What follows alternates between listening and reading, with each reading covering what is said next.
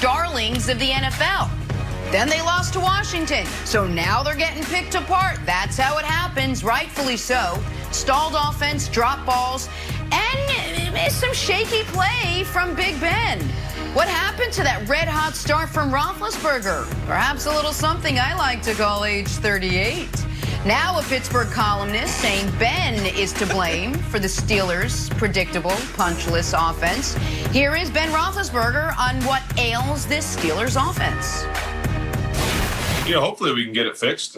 Obviously if I had the answers, or if we had the answers, we would have, had it fixed by now. But, we believe in our guys, believe in the guys up front and the backs. And sometimes it's on me if it's an RPO and I throw instead of hand it off, and maybe I should have handed it off, things like that. So we all need to get better, but it's more than just the run game. We need to get better as a group. And like you said, that fluidity comes to staying on the field and converting third downs, and that's on me.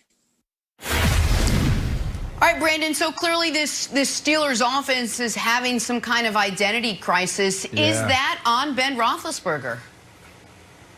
100%. If the offensive coordinator calls a run play, and you change it and it doesn't work, it's on you. You're the hero if you change the play and you score a touchdown or your offense is efficient. But look, I went back to my Week 6 Cleveland Browns, Pittsburgh Steelers notes. And one of the things that I saw there was like, look, Ben Roethlisberger's arm doesn't look great. He's not connected on a deep ball. This run game is really efficient and effective right now. They're going over 100 yards a game. The running backs look good. Connor look good.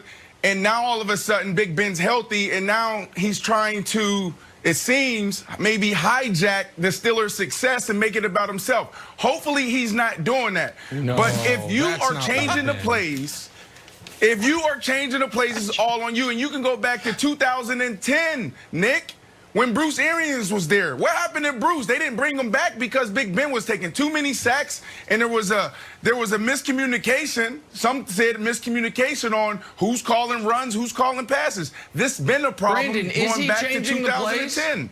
Brandon, are you 100% hearing that's what he's doing? Because so you're hearing that they are trying to be more balanced, and Big Ben at the line is going rogue. Right? Is that when you have a quarterback like this, there's two things.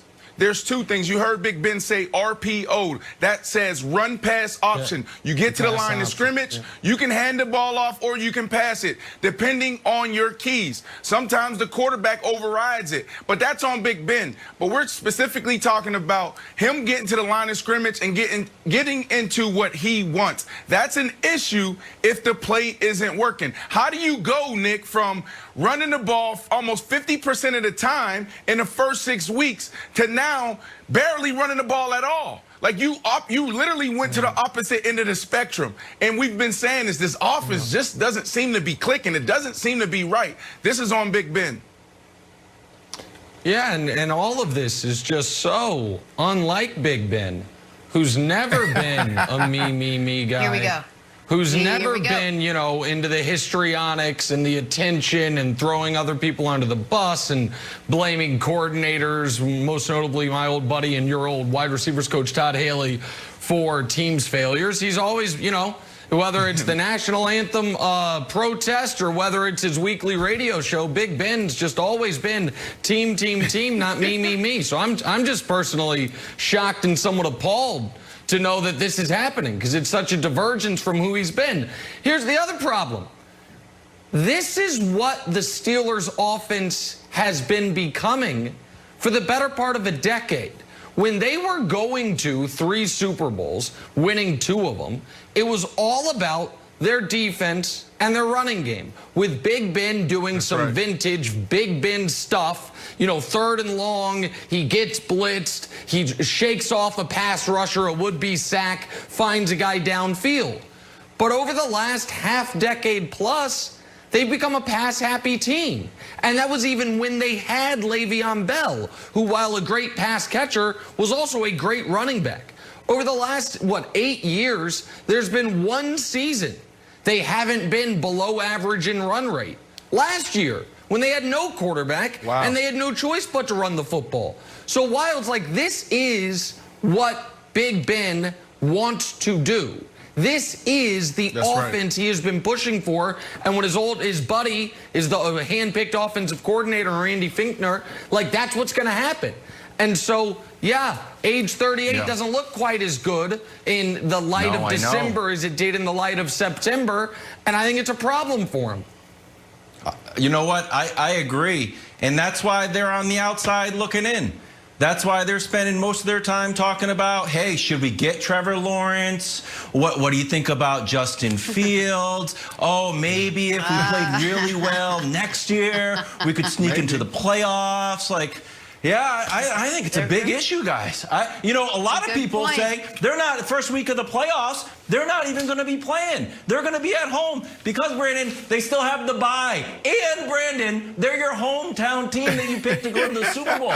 So are you abandoning them because Ben Roethlisberger is switching the play at the line? You're like, I'm out. Nick is going to ride with the Chiefs. The Chiefs could somehow score negative points like a fantasy team. And Nick would be like, you know what? Smart play. Smart decision. Only team in the history of the NFL to score negative points. Go ahead. You got to ride with these guys. You can't throw him under the bus just because he's changing up the RPO. Yeah, no, I'm definitely going to stick with them. But think about this. Why now is this story coming out? Right after you lose your first game, this story comes out.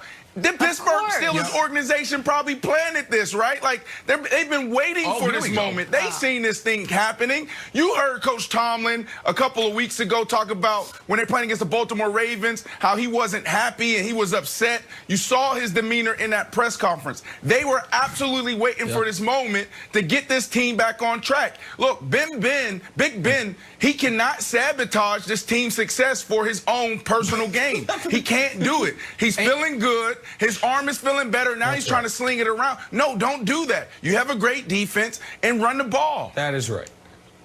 And Wilds, with respect, this is why simply evaluating teams based purely on their record and having just results-based analysis is so faulty. Because the Steelers, even if they had beaten Washington, they haven't looked really good in nearly 2 months. The last time they looked really good was the first half against the Titans. They had just crushed the Browns. They were up 24-7 in the first half against the Titans. And how did that first half end? With Big Ben taking points off the board, taking a shot into the end zone that gets picked. That second half, the Titans almost come back. Then they almost lose to Dallas. Then Baltimore gives them the run for their money twice, despite the Baltimore quarterback in those two games, whether it was RG3 or Lamar, combining for 6 turnovers. Then Washington beats them. The only 2 dominant performances they've had have come against Jake Luton and the Jags and the Bengals. And with the defense as good as they have, if you have a bad quarterback or a young quarterback, you're drawing dead against this team. The offense has to be better, or this much anticipated Chiefs-Steelers matchup we've been talking about all year, we ain't ever going to get to see it because the Steelers aren't going to forget the Super Bowl, to the conference championship game. So 11-1's great, and 11-0 was better, and 13-3 if they finish the season, that'll look really good. But when you look at how they're playing, they've got issues on the offensive side of the ball, and I think the team knows it.